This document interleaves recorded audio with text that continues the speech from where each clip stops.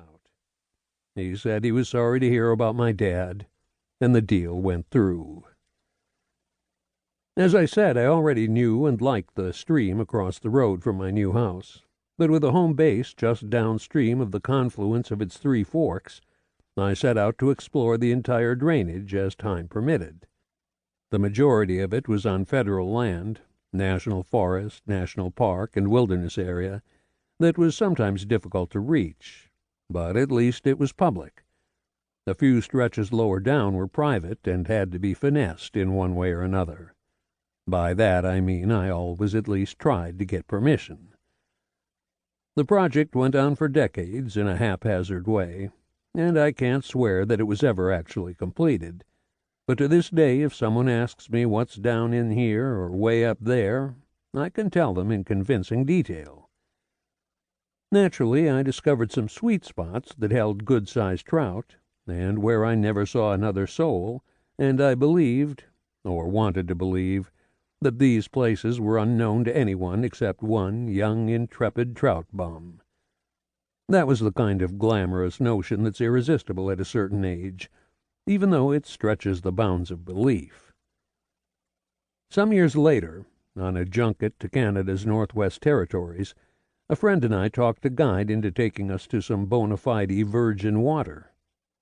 It was a feeder creek that the lodge we were fishing from, the only lodge that had ever operated in the region, knew for sure they'd never taken sports to. Furthermore, this wasn't the kind of place First Nation netters would ever have gone. They'd have stuck with the bigger water that would be easier to fish and yield better hauls. So we alternately paddled and walked a canoe a few miles up that creek, where we caught Arctic grayling weighing around a pound each and some hammer-handle-sized pike. The only thing that was exceptional about the place was that we were pretty sure we were the first ones to ever fish there. It was an ambition satisfied, but by then new ideas about preservation had stolen the romance from the notion of breaking new sod like a pioneer, and replaced it with the sneaking suspicion that maybe we humans, with our monstrous egos and appetites, should leave a few places unspoiled. So I came away with mosquito bites and mixed feelings. I never felt guilty about fishing there, but I wasn't as pleased with myself as I'd expected to be, and I dropped the part of the fantasy where I named the creek and then went on to live long enough to see that name on a map.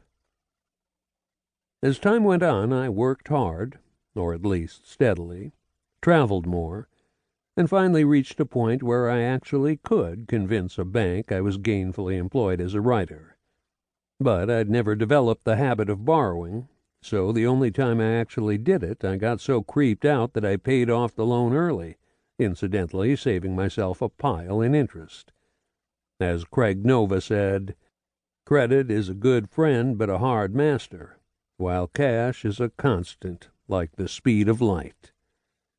Another constant was the water near home that I'd become thoughtlessly familiar with and felt I knew better than anyone.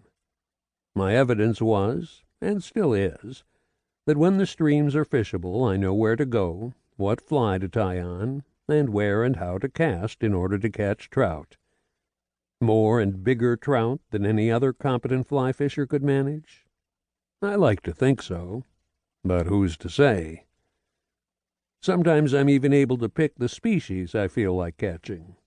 Brown trout lower down, shading to brook trout at higher elevations, and finally to some cutthroats holding on way up in the high country, where the streams are cold and narrow and the season is short. The transitions between species are indistinct. They occur at different elevations depending on the creek, and they'll sometimes move around from year to year, but seldom by more than a mile or so. Of course, that's not counting fish that pop up unexpectedly where I've come to think they shouldn't be, but then, however intimately you think you know a stream, it can still surprise you. A good-sized trout in any of these creeks will be around 10 inches long, with plenty smaller and a few larger. A 12 or 14-incher is a real nice fish, and in the 40-plus years I've fished here, I've landed a handful in the neighborhood of 16 inches, including one lovely cutthroat that almost brought me to tears.